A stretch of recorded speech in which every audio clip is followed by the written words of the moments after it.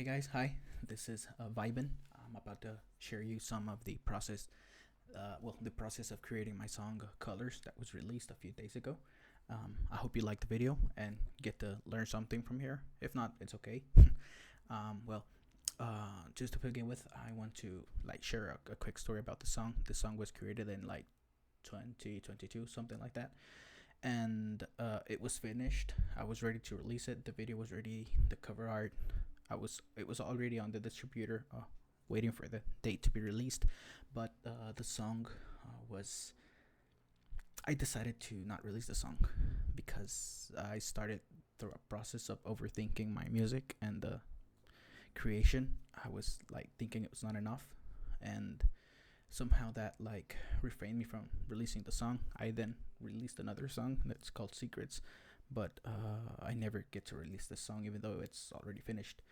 So yes, I finally managed to release the song. Um, it was like 4 years, I think. Yeah, 4 years to stop overthinking about my music and start releasing it. So this is the first song. I have a lot of other songs that been there just in my hard drive with no reason. But yeah, I'm ready to start releasing all my music, and this is the first song of them all. This is Colors. It's a song that I wanted to make, uh, to feel and listen colors. That's like the idea I have of the song. Well, yeah, that's it. So let's get to the FL Studio and see how the song was created.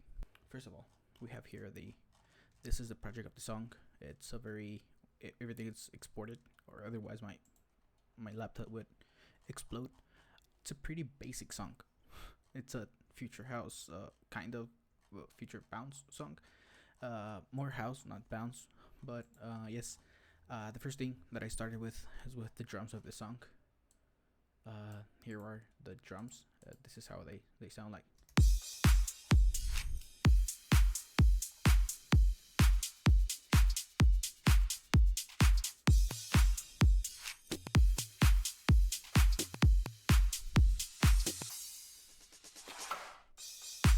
So yeah, that's the beat of the song. The basics, the bass of the song is the drums. I always like to start with the drums. Actually, just with the kick, clap, and hi hats.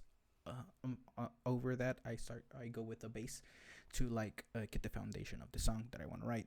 The first thing, the kicks and claps. So yes, I use 3 loops. I believe it's two. Yeah, it's three.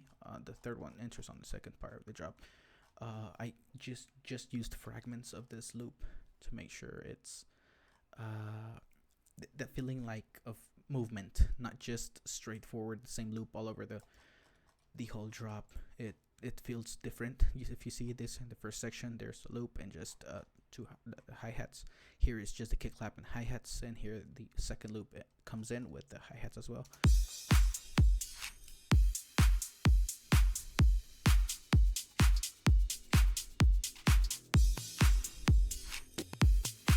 So yeah, it's I made this to create movement on the drums. I wanted I wanted them to feel not basic, not the same. Otherwise, it would sound like this. I did it at the end of the on the bridge of the song. It's all the same through the whole beat, and I didn't want that for this song. So I chopped up the loops, and it worked. And I even used here a groove thing. That this is actually not supposed to be used this way. This groove, it's it's a sample that's exported to drag to the groove pool for the people that use Ableton. This helps them get the swing and groove of their songs. However, we don't have that on FL Studio, but since they sound like percussions, I used them to get that extra something, extra movement on the drums. It kind of has a contrast with the kick.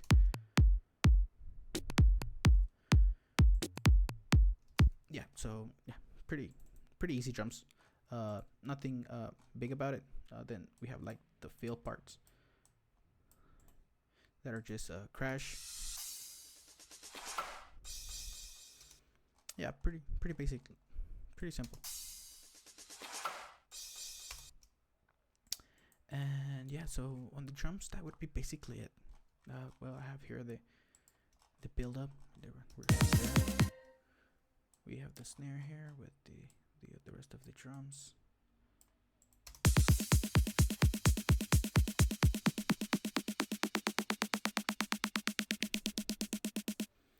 They're filtered out. There's a cutoff there to make sure that they don't clash each other on the build up, because the build up can get cluttered and well, sound like there's a huge crowd there in the build up. But with automations, you can get that. On the mixing part, it's not a big deal. I just have the kick just has some EQ, clap as well, some EQ, and some reverb. There's not much of it. It's a very short reverb. Okay, so I don't know what happened to the camera. It just stopped recording, so I'm gonna have to start this again. Well, I was on the clap showing that there was some reverb on it, and then we have all the top loops, the claps, the groove, the hi-hats routed to this tops a bus where I have some EQ. I have this LFO tool that is just like reducing the transit of the clap and the top loops, that so that when they're hitting at the same time as the kick, the transits don't clash with each other. It's just a tiny second, so it's nothing. Then I have the free clip. This is a clipper. This helps us make sure that that there's no transient. Some transients are too extreme, so the clip like reduces them without affecting the sound at all. So yeah, you can see here, maybe you can see it in red. This clipper is actually great. It's a free clipper. You're reducing like a very small amount, but this gets us a lot of headroom. And after that, I have an EQ. That's just the automation clip for the filter, for filtering out the tops on the build up. And then we have all this routed, as well as the kick, to the drum bus. Here in the drum bus, what I have is a ProQ. I have a ProQ 4. This is basically just some surgical EQ, I would say. Just like cutting some of the lows, boosting at 190, having taming some of these around 700 hertz. And here is just like the reason I have this. The reason why I used ProQ 4 and not my stock EQ is because of this. So I used a free band here, which tells this band that every time the frequencies of this hit, this will go up. If you see, every time the kick hits, the high band goes up. If I turn off the kick, it won't do nothing. So yes, that makes like the high frequencies of the drums like bounce.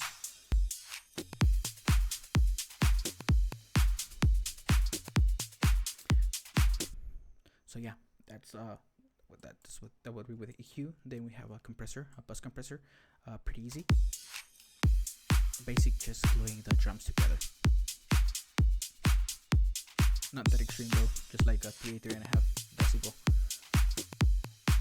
of gain reduction. Then I have the saturator.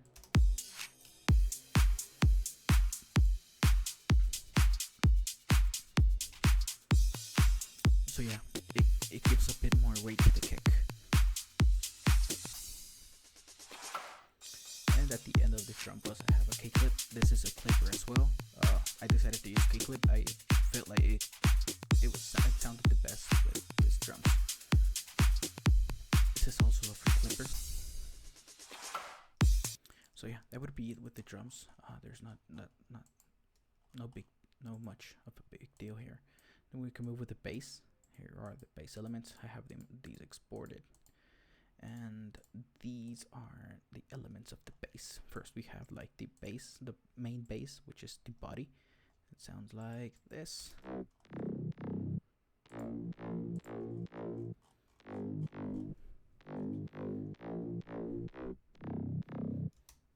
Then we have the second bass. This is the mids.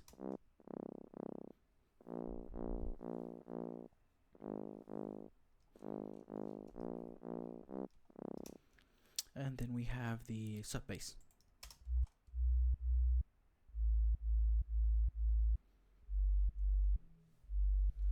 Yeah, pretty clean sub bass.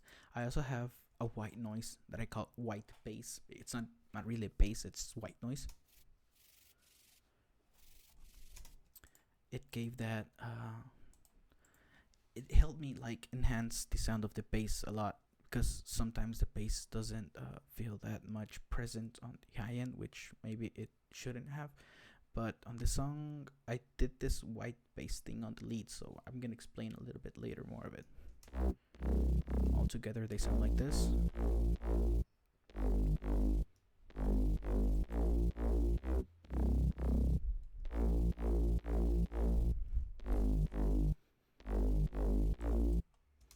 Yeah, this would be like the MIDI file. It's pretty basic. It's not that big of crazy bass. It's pretty basic, straightforward bass. And so yeah, let's move on to the mixing part of the bass. Here I have the main bass. All I have is an EQ. Then on the second bass, there's as well just an EQ. On the white bass, I have a cutoff just to get the high mid frequencies around from like 19k to all the way to the top. And this is pretty low in volume, if you can see here. I then have the sub bass. That the sub bass doesn't have anything really. I don't cut that much. And then I have the reese bass. This reese bass is for the breakdown. I can show you that later. So every single bass, I have them routed to the bass bus, except the reese bass that's not routed to the bass bus. Here I have a Pro Q4 as well. Here what I'm doing is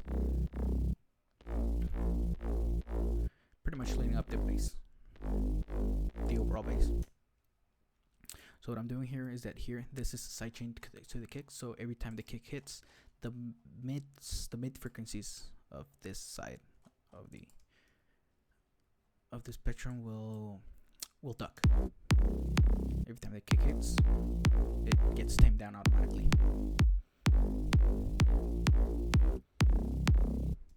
So yeah, it gets tamed down automatically to make sure that the kick frequencies, the low kick frequencies and the bass frequencies don't clash to each other. I have here like just a surgical EQ, cleaning up that frequency.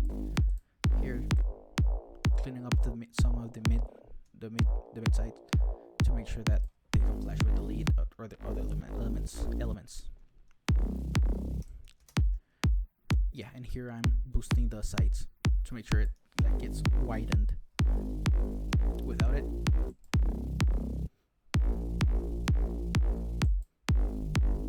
it gets wider. A bit tiny difference. I used to use wideners a lot, but I came to the conclusion that most of them are not mono compatible. So doing it this way, it will help you maintain the mono compatibility, and then this will like make the bass wider and the high frequencies.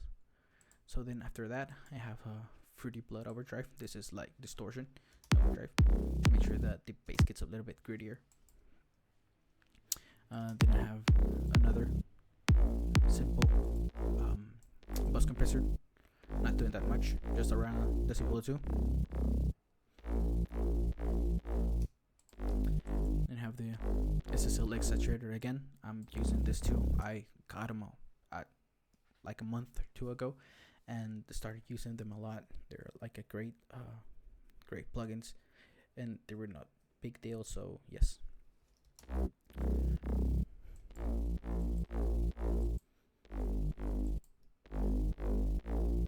It gives the bass a bit more of feel more grittier. Then I have a free clip again, trimming a bit of the transients. Not doing that much, but still, it's helping us with the headroom.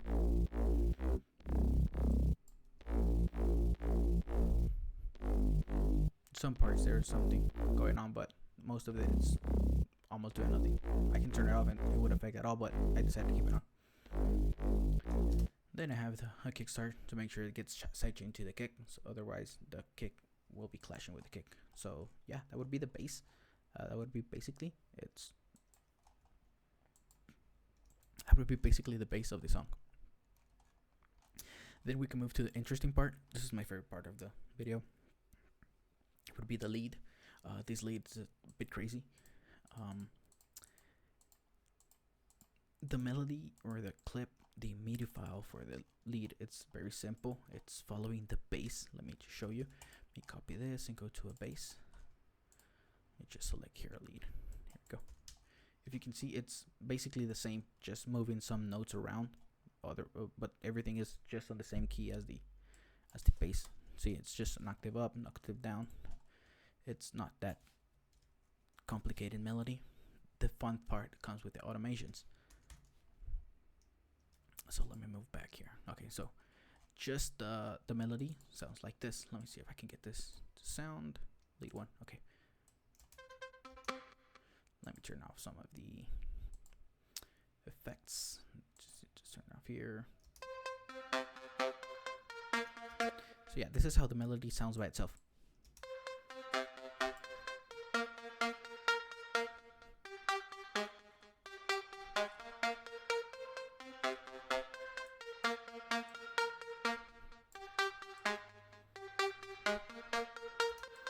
Yeah, so that's the first lead. Then have the second part of the lead that's like a fifth up.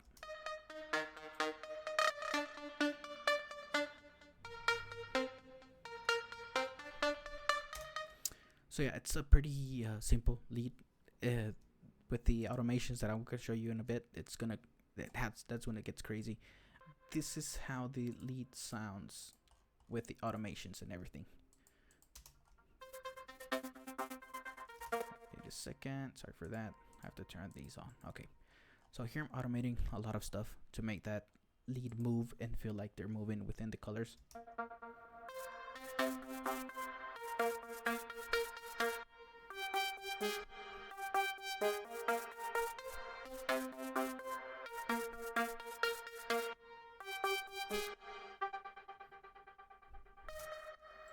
So yes, one main thing that I'm automating, it's gonna be the panning for the second lead.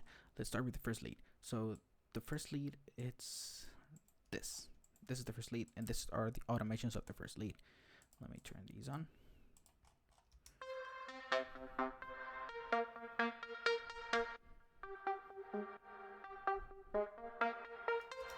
So yeah, what's being automated from here, it's a filter. So what's being automated here, it's the filter from the Camel Crusher. Here it is, a free plugin, legendary plugin. It's been here with me like for the past 10 years. And yes, if you see, the filter is the one that's been automated.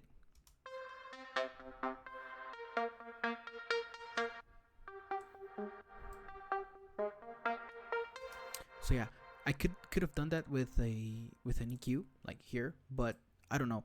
I did it with this filter and I liked how it sounded, and if it sounds good, leave it like that and don't touch it. That's what I like to say. Okay, so the first lead, how it's being processed, I have a transient shaper because this lead it's like a plucky lead, so it has a lot of transients. So this just reduces the transients by a bit. Then I have the Camel Crusher. This is at a distortion, and as well it's given this the filter cutoff. That's helping the song the melody get like hidden when the second melody is playing, and that's like giving the effect of like movement on the melody. Then have a vintage verb. This is short verb, very short reverb. Then I have this other reverb. This is a very big reverb. This is the one that's being automated. If I turn it off, this is how it sounds without the effect. Like huge, but I didn't want that. I just wanted that in some specific parts, like here.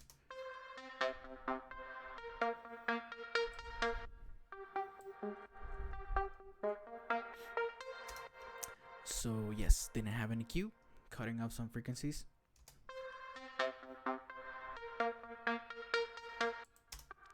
and that would be basically it to the first lead. Then I got this routed to the lead bus, but I have to move on.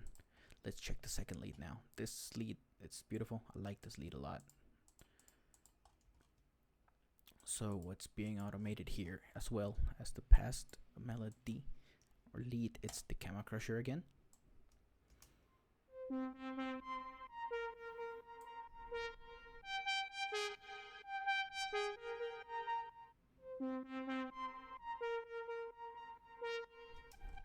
Same thing, being automated by Camera Crusher. It's giving distortion, and also it's helping me get the filter caught up. So what else? Yes, I have also the panning here. I had the pan of the mix bus of the, yeah, it's getting automated here. If you can see it here, it's a tiny bit. Yeah, it's moving from left to right in some occasions. It's basically the same on both sides. And I also have a reverb, the short reverb, the same as the past one, just a little bit more wet. And then I have the big reverb that's being automated. Without it, it would sound like this.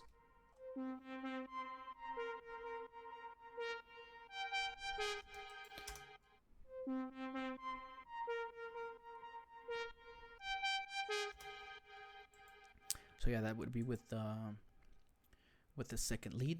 There's a lot of caught up frequency here. Sorry, just checking in that everything is recording still. So after that, I have the lead 3, that this is white noise again. It's the same as the bass.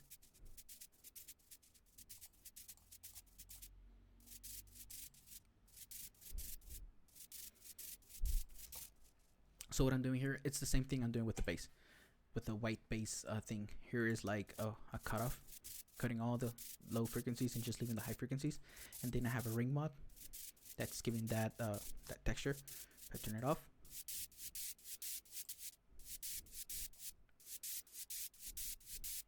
that's a classic basic white noise, but I added this ring mod and I like the texture it gave it.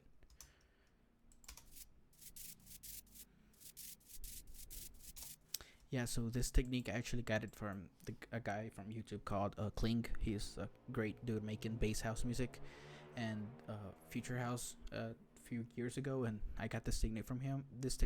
And it's a pretty cool technique. That it like glues the lead with the bass together when adding this to it.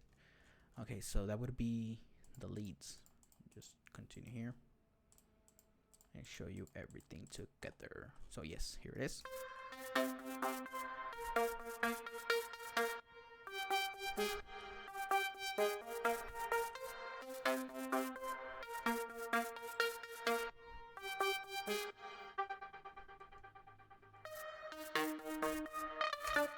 Okay, I can move to let's move to the lead bus. So here in the lead bus, there's a lot of going on. I have a Pro MV, taming that mid-range there.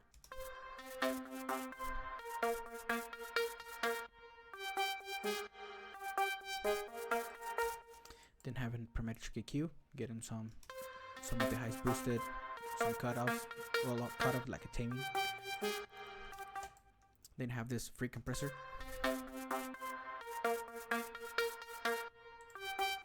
Then we have the SSL native, well, the bus compressor too.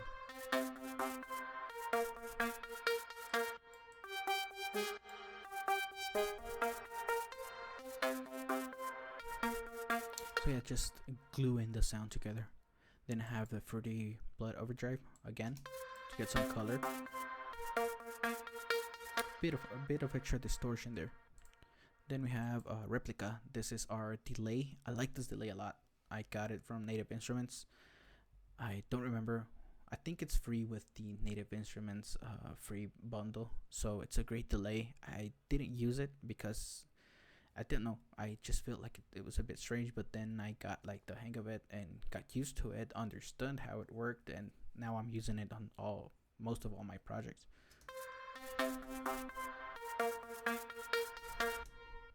Turn that off and see how it sounds.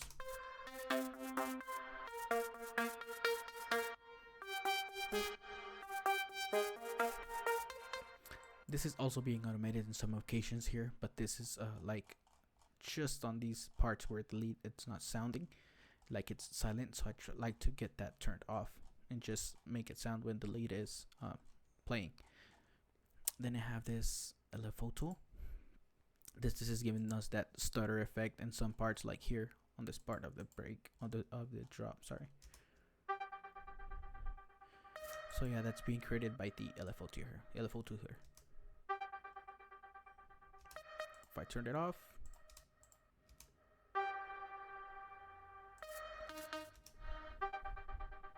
yeah, gives that little bit of texture there. Then we have this kickstart 2 again, just to get that classic EDM pumping effect. I got at 91%, just to make sure it's not getting all the transients there being pumped up. And then I have like a low cut here on this tool that FL Studio gives us. This is actually an actual equalizer. If you want to get an EQ there, boost, or get cut off something, it's great. Then we can have and move on. That was basically it for the leads. Yes, so that would be it. Then we can move on to the extra stuff. This is other elements of the song, like stabs, pianos, and noises, effects. So here's the first stab.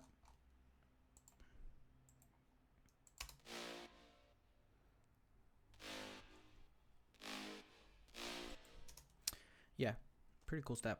Then I have the piano here.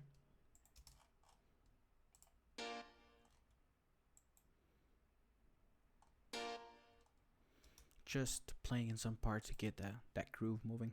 Then on the second part, the piano plays more.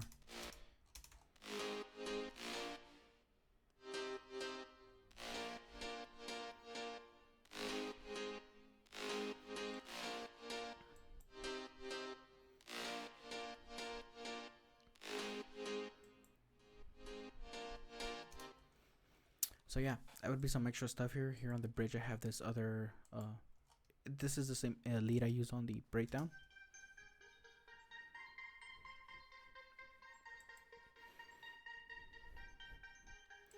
If I'm not wrong, this comes from this big boy over here. If I'm not wrong, I think it's Contact. Oh no, it's actually Serum.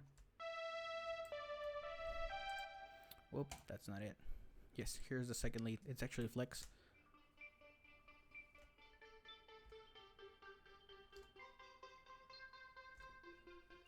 It's called Pad Armita. This is from the Melodic Techno Flex pack. This is a free pack, I think. Then we can move on. Let's see what else I have here. Well, that would be basically from other elements of the drop. Here are some of the ear candy, if we would call it like that. Like the ambience and some other elements. Here's like another bass hit. I like acting like a stab.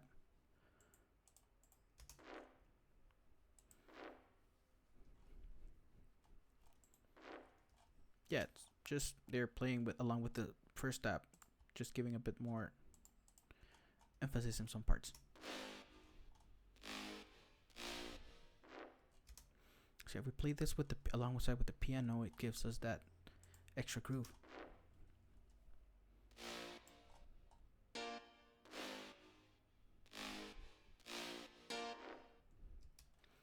So yeah, then we have these vocal shots.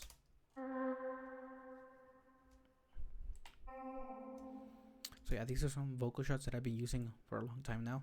It's like signature sound, but it's not mine, just like using them.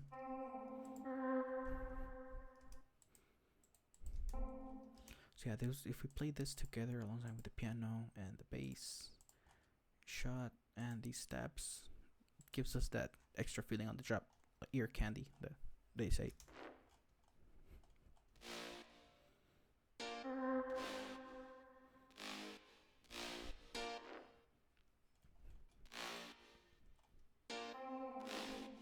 If you're playing with the drums, they sound cool. Let me just play that for you.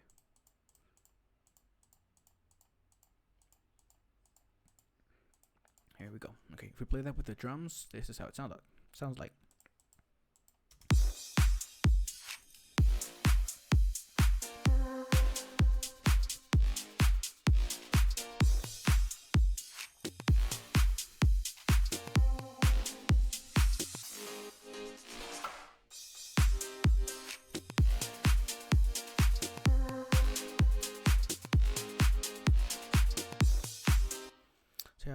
pretty nice. So then we have the ambience. This is an ambience that's sounding all over the song. Some parts it's getting cut off, but most of the song it's playing. It's just there sitting in the background, giving us that extra texture. And it's just, it has a kickstart. There's no EQ on it at all. Then we have the candy bus. That's so yeah. Here on the candy bus, what we have is a vintage verb with reverb, short reverb again, and then we have the parametric EQ too, just taming off the high frequencies to make sure it's in the background. It's not that present in the mix. Then we have, to wrap it up, we have some effects. This is something everybody is familiar with. Just giving those transition power. Pretty basic. It's not a big deal. I don't like overcomplicating with risers and impacts, all of that. I think it clutters up the mix, makes it sound very cheesy. Even though this is a very cheesy song, if I'm honest. So yeah, that would be basically the elements of the song. I think there's nothing else to be covered except here, like the Reese bass from the intro. It sounds like this.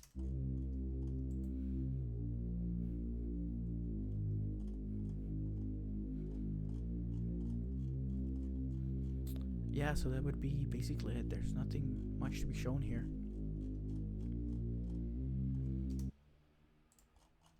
And well, I like to cut some things to get an intro, like doing this. Didn't start a song. Well, that would be basically the song. This is my song Colors. I hope you like it. If you would like to listen to it and the full song, you can hear it on any platform. It's available on Spotify, Apple Music, SoundCloud. It's also the video here on YouTube if you want to watch it. So let's listen to the full song. Hope it doesn't crash.